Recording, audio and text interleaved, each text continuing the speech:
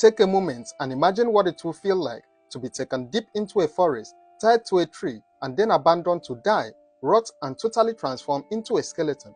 It may sound like a scene from a horror movie, but unfortunately, that was the tragic fate suffered by 38-year-old Ereba Gospel Dinabari on the 15th of May 2020. This horrific story shows the depth of human wickedness, and what would make this story even more painful was the actual reason why he was made to die that way. This is the chilling story of Ereba Gospel Dinabari, a 38-year-old computer engineer who was kidnapped, taken into the forest, tied to a tree, and then left to rot. On May 15, 2020, Ereba Gospel Dinabari woke up with joy in his heart. His elder sister had just given birth, and he could not wait to meet his new nephew. The young man drove his Toyota Camry to the hospital, with his mind probably filled with thoughts of celebration and family joy. When Ereba arrived at the hospital, he was overwhelmed with happiness. He held the tiny baby in his arms, congratulated his sister, and spent precious hours celebrating this new addition to their family. After sharing in their joy and making sure his sister was comfortable, Ereba decided it was time to head home. If only he knew that the journey he was about to make would mark the beginning of the kind of horror the members of the Woji community in Rivers State, Nigeria had never witnessed before. Ereba entered his car and began driving home. When he got to the Woji town hall, which was just a short distance from his house, his once peaceful evening took a very terrifying turn. 3 armed men suddenly appeared and surrounded his car. Before he could react or escape, they forced him out of the driver's seat and threw him into the back of his own vehicle. The 3 armed men drove Ereba deep into a thick forest at Alesa Farm Road in Eleme local government area, far from any help or rescue. For the next 5 days, he would remain their prisoner, hidden away in the wilderness while his family desperately searched for him. Little did anyone know that the very people holding him captive were about to betray each other in a very shocking way that would have very deadly consequences on innocent Ereba. The mastermind behind this kidnapping was known simply as Oga Ezik. After securing Ereba in the forest hideout, Oga Ezik sent 2 of his boys to stay with the victim and guard him. He gave Osondu Chendu the specific job of bringing food to Ereba during his time in the captivity. What seemed like an organized operation would soon fall apart because of one man's greed. When Ereba failed to return home that night, his family knew something was terribly wrong. After every effort to reach him failed, they immediately went to the police station to file a missing person report. The police wasted no time in swinging into action. They began their search for the missing man. However, before they could make much progress, the kidnappers made contact. The criminals reached out to Ereba's family with their demands. They wanted 1 million naira for a safe return, and the family, being desperate to get their brother back, gathered the money and paid the ransom directly to Oga Ezik, who was the mastermind behind the kidnapping. They believed this would be the end of their nightmare, but unfortunately, they were tragically wrong. What the family didn't know was that greed had poisoned the criminal gang from within. Oga Ezik, who received the 1 million naira ransom, made a decision that would seal Ereba's fate. Instead of informing his gang members that the ransom had been paid, he kept this crucial information to himself. He told no one in his gang that the money had arrived, especially not the 2 men who were guarding Ereba in the forest. Meanwhile, deep in the forest, Ereba waited for his freedom while his guards grew increasingly restless. The 2 gang members watching over him had no idea that their boss had already collected the ransom money. They began to suspect that something was wrong, and when days passed without any word from Oga Ezik about the payment, they began to feel really paranoid. After 4 days of waiting, the 2 guards became convinced that Oga Ezik was playing dangerous games with them.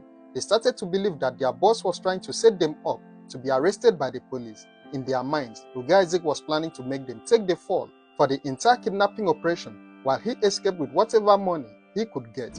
Feeling betrayed and abandoned by their boss, the 2 guards made a decision that would surely haunt them forever. They tied Ereba to a big tree deep in the forest and ran away, leaving him there to die. Ereba Gospel Dinabari was a 38-year-old computer engineer who had graduated with hopes of working in his field. However, like many young graduates in Nigeria, he could not find a job in his area of study. Rather than give up, Ereba decided to start his own business. He went into the production and distribution of sachet water, working hard to build a life for himself. Ereba was not yet married. He was in the process of settling down. He had found love and was making plans for his future. He lived in Woji community, but originally came from Bera community in Gukana local government area of Rivers State. When the gang members finally escaped the forest and met up with Oga Isaac, they were in for a shock.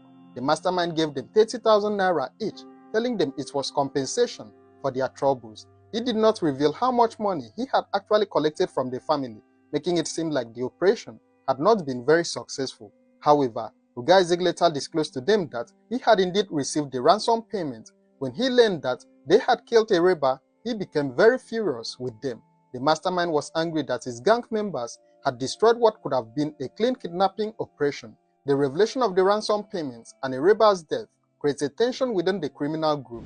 They decided to take Ereba's Toyota Camry to a car shop to have its color changed, hoping this would help them avoid detection by the police. However, their plan would soon fall apart completely. The police had been working tirelessly to track down the kidnappers since the family first reported Ereba missing. Their investigation was thorough and methodical, following every lead they could find. When they traced the criminals' activities, their hard work led them straight to the car shop where Ereba's vehicle was being repainted. Officers from the anti-kidnapping unit of the Rivers State Police Command arrested 25-year-old Osondu Chendu and 23-year-old Amebulem Amos, who were trying to change the color of the stolen vehicle. The two men were taken into custody, and under pressure from the investigators, both Uchendu and Amos confessed to their crimes. In his confession, Uchendu named Oga Isaac as the mastermind behind the operation. He also disclosed that he was the one who discovered the forest and had suggested that Ereba be taken there for holding. Uchendu also agreed to lead the police to the exact location where they had left their victim for death. What is your name? My name is Osondu. Osondu, your full name? Osondu Chendu. Bring that your From where? Show your mic, more in. Where in River State? M1. Where in Emoha local government? Rumodogo, Emoha local government area. Yes, Where do you stay in Port Harcourt? stay in Okrika. In Okrika. Where in Okrika? In In Okrika. Yes. Are you there with your family? No, that is where I manage and rent house. Who is staying there with you at your house? It's my cousin brother. What is his name? Amebule. Amebule. Okay, now, is it a court group or a kidnapping group that you are staying there with in No, Okrika? no. I'm just staying there alone before he came on the city. Okay, what are you doing in that Okrika? What work are you doing there? It's iron bending and welding work. Show your mic. Iron bending and welding work. That's what Now they do for there. Okay, now we are police day here today. Where we dey for this forest? What do you make we dey here today? because of the man with that. Because of the man we die. How you take die? Oga Isaac and Joseph and me. Oga Isaac and Joseph And me. and you, three of us now. Yes. Okay, go ahead. I carried the gun. I kidnap him. Okay. Okay. Tell us where you are a kidnapper and how on a take them. For Oji. And I kidnap of Oji. Speak louder. Come here.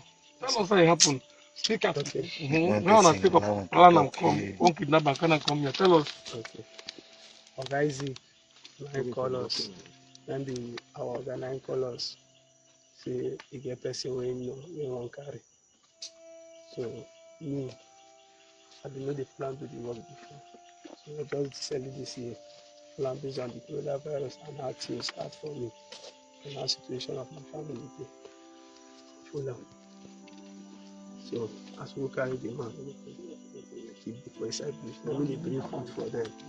He bring 2 of him boys to take care of the work. The misunderstanding between Oga Isaac and him boys to take care of the work here. Then make them feed the man because him boys still say if you want to set them up, say you don't collect money, you don't give them, maybe you want to use government set them up, so they need to feed the man up come up for the bush. Now later, Oga Isaac can tell them say don't collect money, why they kill the man?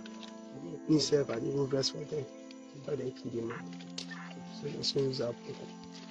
So Oga Isaac tell you they collect money later. How much they collect? Nobody tell me that one. You don't mention the amount to me. That must be your court method. So now, How much? the man, tie the man. You don't tell me amount. I want to tie the man, come tie them for 3 here. Yes, sir. Okay. Who take on to this family for this bush, for this forest? Now you know the forest, or because it's far from you, the main road. Yes, sir. when I come find work inside this environment, now I see the bush. Now you see the bush. Yes, sir. Okay, so now you carry them come tie the man for this place. Let me tie the man. No, but now you come show them this tree now. Show them. No, let me now you show them this Let place. me show them the bush. You show them the bush. Yes, So the bush go good to keep the man. Okay. How long has the man been there here before he can die? Before the come kill him? About 5 days. About 5 days. Yes, sir. Before he come there. Yes, sir. Then what about the motor? That's the motor where I kidnap him from. The motor dey station now. The motor. So police go recover the motor from you. When he tell me say man go give, man find person wey help am paint the motor. Okay, so I come paint am. So now from the person we go paint am, and then discover the motor come for me. Okay. So. The police team, led by Assistant Commissioner of Police Innocent Umeri, followed the confessed kidnappers deep into the forest at Alesa Farm Road. In the forest, they discovered that Ereba's decomposed remains were still tied to the tree where the criminals had abandoned him. His body had been there for days, and his skull had fallen to the ground. The sight confirmed the family's worst fears and showed just how cruelly the kidnappers had treated their victim. The police also recovered Ereba's Toyota Camry and gathered evidence from the crime scene. The investigation revealed that this gang had carried out similar operations in other areas around Rivers State. These areas included Wuji, Abuloma, Peter Odili Road, and Eleme communities. They had been terrorizing innocent people for some time before Ereba's case brought them down. The discovery brought some closure to Ereba's family, even though their hearts remained broken forever. The police vowed to prosecute the arrested suspects. However, the investigation was not complete. Oga Isaac, who was the mastermind behind the entire tragic operation, remained at large along with other members of the gang. The police continued their efforts to arrest these fleeing suspects. However, there have been no public updates on the case ever since then. What are your thoughts on this tragic case? Share your opinions in the comments below, and don't forget to like, share, and subscribe to this channel for more true crime stories.